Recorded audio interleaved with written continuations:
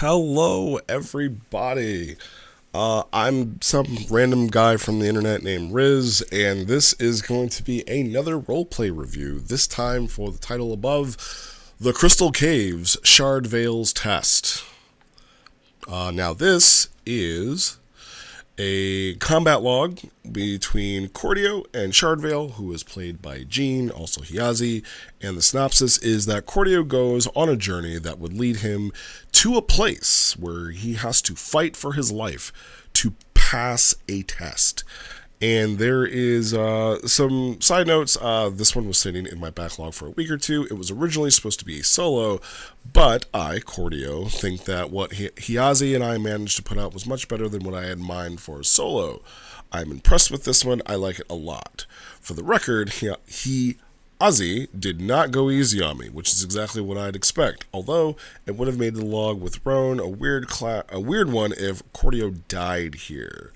And this is a log that is after the Crystal Caves, the voyage to understand magic. And one last edit, this is a mini arc, so I have gone back to the log with Silica and slightly altered the name. All Cordio's notes, not mine. And like it said, this is a combat log. This is with Cordio. He's going to understand magic, more specifically his nature magic.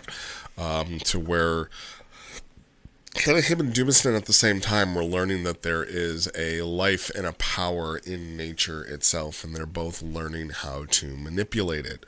And in this one, Cordio is in his crystal caverns, and while he is traveling through them, because I don't remember much about Silica, but I do believe they were like this golem similar to Shardveil here, which I'm going to do a little side note. I kept calling this character Shardevil. You're welcome. Much better name. But no, it's Shardveil. And Silica was, I'm assuming like another crystalline construct like this one, and just from the previous log. And I think that's kind of like more of the actual teacher, where Shardveil was just kind of like this roadblock that Cordio had to overcome.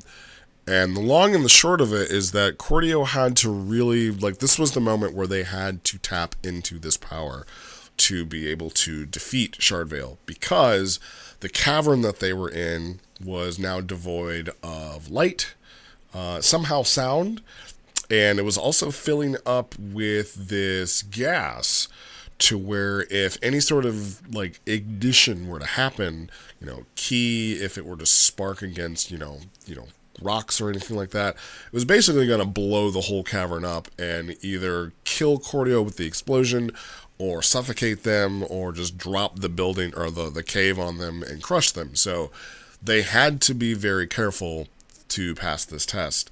And throughout the combat, I mean, it's just like what the note said.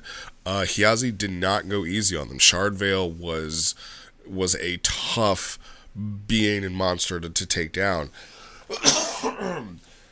Excuse me. And one of the things that I loved was, at one point they kind of made this.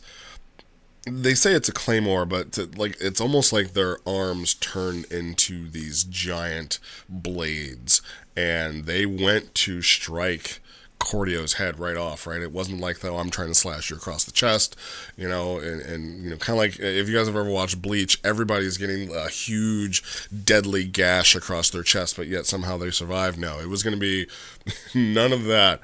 There was going to be no ifs, ands, or buts. They were trying to kill Cordio this entire time and bring out challenges. And I liked to see that Cordio was finally taking a more active role, not only with their training, but just in general. Like, Cordio has always been a character that kind of was on the back pedal always. It was like Jean was the one that was doing all of the action, or Hypo was doing all the action, and Cordio was just kind of there observing, but they were never really an active character. And in this one, they kind of have to be, right? And I like that we're seeing Cordio go on this path to be a little bit more active, especially since the whole Frozen Lightning Spear legacy, 2 years now ago. So it's good to see him kind of be back in that.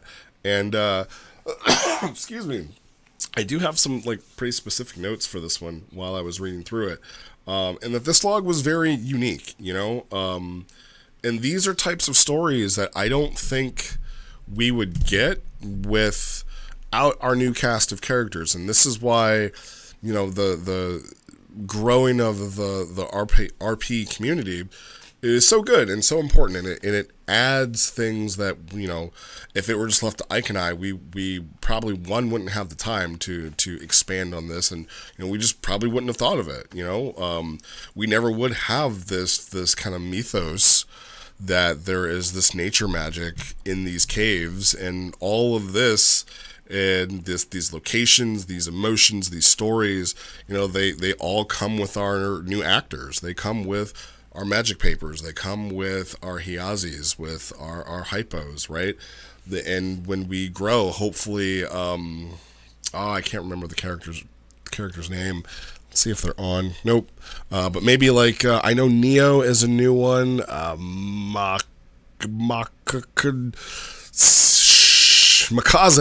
Makaze. That's who it is. They just got off this week, so I'm hoping that this continues to expand, and that these new players, can kind of do the same thing, breathe new life into things, and bring stories that, even these guys, maybe Cordio and Hiazi and Hypo, maybe they've never thought of something, and we just kind of run with it. And it was also a very different approach, and a different display of combat. In one of the other reviews that I recorded just today, I was talking about a character who is the kind of like apprentice or the kohai of another character from the same author, and how I wanted them to be completely different, and they were. But when you just have other people and other perspectives, and we're all older, so we've all role played in different communities and things like that. So bringing other role play ideas, bringing other perspectives to how like this kind of anime shonen combat can be done, it's a breath of fresh air, right? And everybody has a different style to it, and I think of all the people that we've ever seen on Dragon Ball roleplay, on Dragon Ball Infinity, if there would to be a master of bringing in different styles and making every character feel different and unique, if there were to be a master of it, it's Nigmas, right? I don't think anybody does it better, and I know he's not involved in this log, but he stood out to me while I was reading this, because it felt very different, right?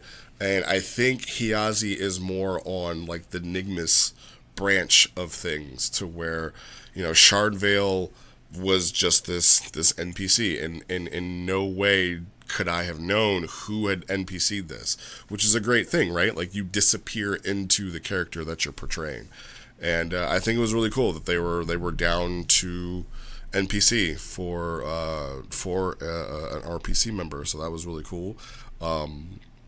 And like, as the fighting was going on, because again, it's a fight log, I'm not gonna go into like the nitty gritty details of what happened. If you guys want to know what happened, go ahead and read it. But as the fighting was happening, I did excuse me, I did think of a line, and when I write a line down as a note, man, that's some good shit. But Shardveil at some point pretty much says, pass the test or pass into the afterlife. And until that should tell you guys a whole bunch about the challenge that Cordio was up against. It wasn't like, this was not Whis training Goku and Vegeta and being like, yeah, like, I'm going to write a symbol on you because you can't detect where I'm at.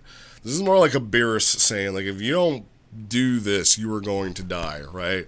This is the Ancient One leaving Stephen Strange on Mount Everest being like, you can come back, and you got about 2 minutes to do it, or you're going to die on this mountain. And that's how like deep in the shit Cordio was. And one last note that I have is that I think if it were to be possible, because I know that the author of this character is kind of like stepped away from roleplay, but I think it would be a very good pairing to see Cordio and Mozen interact with one another. because they are very similar in the way that they approach combat, and especially in this one because Cordio had his sight taken from him. Right? It wasn't like he was the ability to see from him was gone. He just couldn't see because of the conditions. But he approached this the way that it just gave me a Mosen feel, right? It very much felt like this blind Kai, this like sage beyond his years. And I think that these two characters, even if they were just to have like a friendly spar and interaction, I think that they would find that there's more similarities between them than there are differences. And I think that it could be a very, I don't know, I just felt like, it'd be a cute budding friendship, right? It's kind of like when two people have dogs, and they're like, I think my dog would like your dog. I'm not calling you guys puppies or anything like that, but that's just what I felt. I just felt like these two, they give off the same sort of vibe, right? And I think that they would be good together, and I think they would have a lot to learn from one another, because if there's anything about Cordio, he always seems open to a lot of things. He never dejects realities or dismisses anything as if, no, that's not possible, or like, I'm good where I'm at, I don't need to change, I don't need to evolve. He's very flexible. He's very amenable to a lot of things, and I feel like Mosen's kind of the same way. His sun and moon was a little bit more rigid. It kind of comes off as more black and white, but maybe that's the reason he was the best at it, was because he was the most flexible. So yeah, I just thought that would be a good pairing. All in all, this was a really cool story. It was very unique in how it was told. Shardveil or Shardveil was not to be messed around with, and I think it was a really cool way on how it ended. So that's all I got. Thanks for watching, and I'll see you guys around, I guess.